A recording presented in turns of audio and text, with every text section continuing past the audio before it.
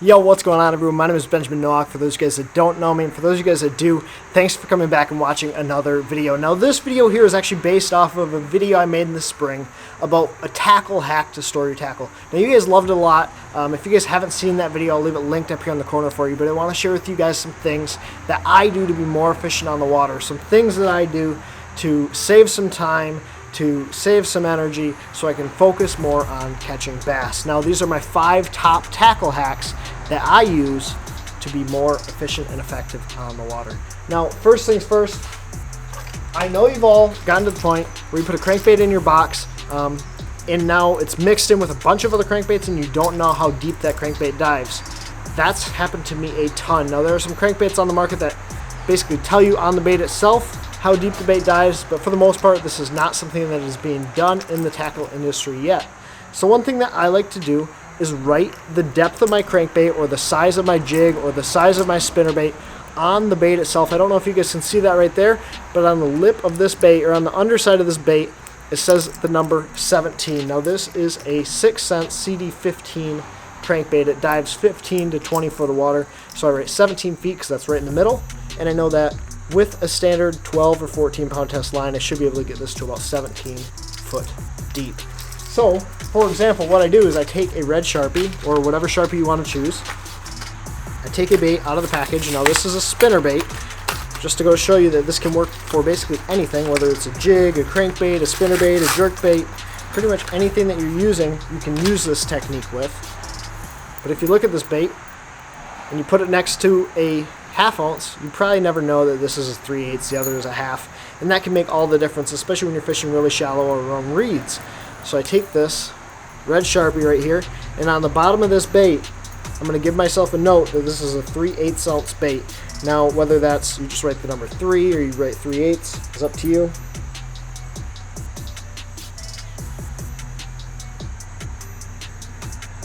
You just need some way of knowing how deep that bait dives, and that's really terrible, but right there it says 3/8. So now when I look at this bait, I know that says 3/8, and I can pick this bait out of a group of a whole bunch of spinnerbaits and know I have a 3/8 ounce spinnerbait. So that is your tackle hack number 1. I know some of these are going to seem pretty basic, but I promise as we go along, hopefully you'll find something in here that you don't currently do to help you become more effective. I want you guys to let me know in the comment section below which of these tips or how many of these tips do you use when you're out there on the water to be more effective and efficient. So that's tackle tip number 1.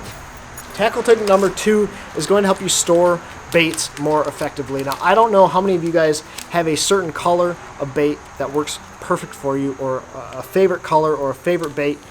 But for example, this X-Zone Lures 309 color is a really good color. Well, when I get baits of the same color, shape, and size, what I'm going to do is combine packages. Rather than have 2 packages floating around in my boat or taking up a bunch of space, what I'm going to do is I'm going to take the bait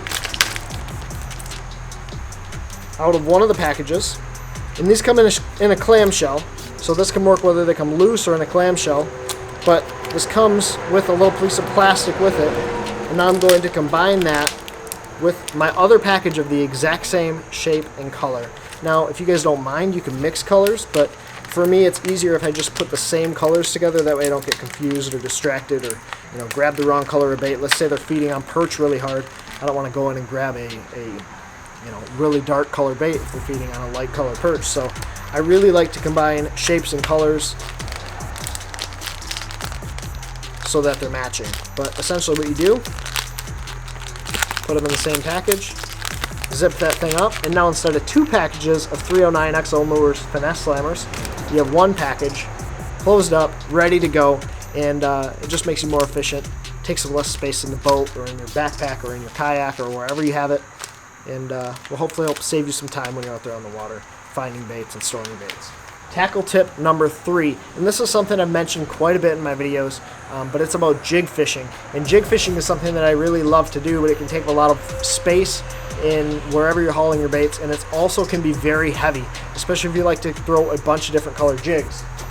Well, I don't like to go somewhere and not have the color of jig that I want. So this is my jig box. Now, I know for a lot of people, you're like, dang Ben, that looks really, really heavy, right? You have all these jigs in here, but what you guys can't tell is that These are all just loose skirts. Okay, so I have probably 100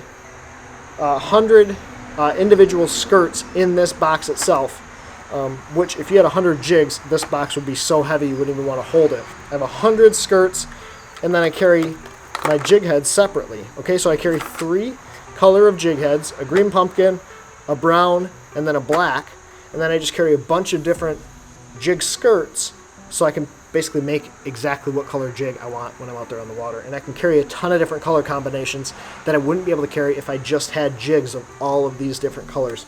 So I like to take a 3700 size box. Now this is a Flambeau Z-Rust box, and fill these up with predominantly jig skirts, okay?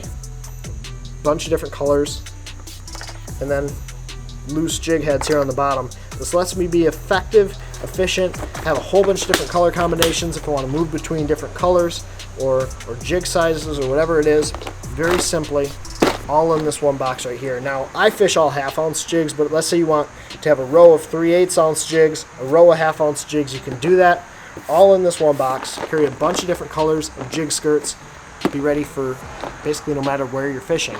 So now we're down to these last 2 tips.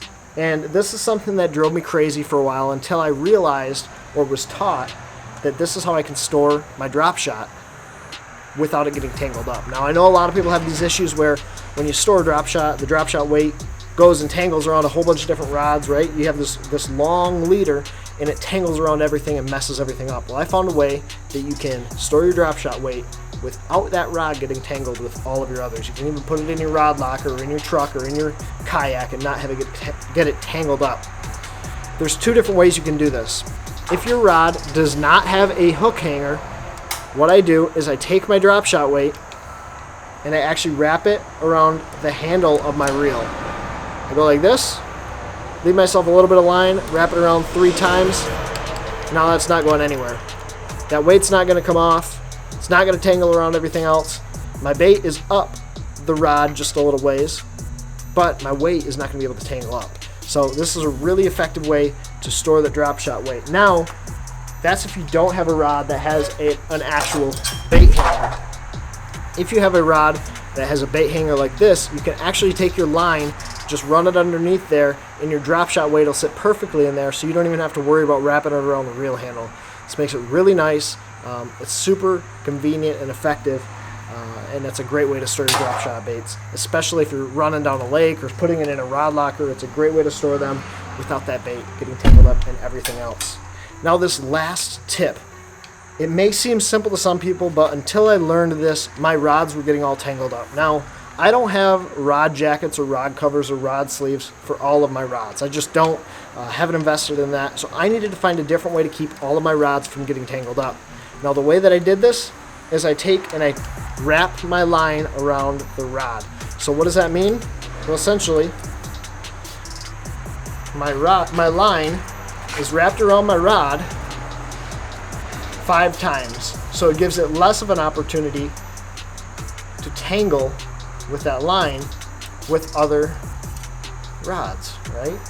So all you're gonna do when you're done fishing for the day, take your bait, hang it up like you normally would, right? Your drop shot's hung up. Drop shot's put away, but you have this big loop in your line. All I like to do is take and rotate this line around the blank of the rod 5 or 6 times. And what that's going to do is eliminate that loop, give you less of an opportunity to get this rod hung up with all of the others. So, like I said, these are 5 simple tips, 5 simple hacks that you can use to store your baits, to make yourself more efficient and effective, and just basically enjoy your time and focus on catching bass when you're out there on the water. If you guys have any questions or comments, let me know in the comment section below. If you have other tips that I didn't mention in this video or that I might not know about, you don't mind sharing them, please let me know, because I'm always looking for ways to be more effective. Focus on catching bass when I'm out there fishing. Thank you guys for watching. If you haven't already, hit that subscribe button. I really appreciate it. And as always, take care, tight lines. God bless. Pursue passion.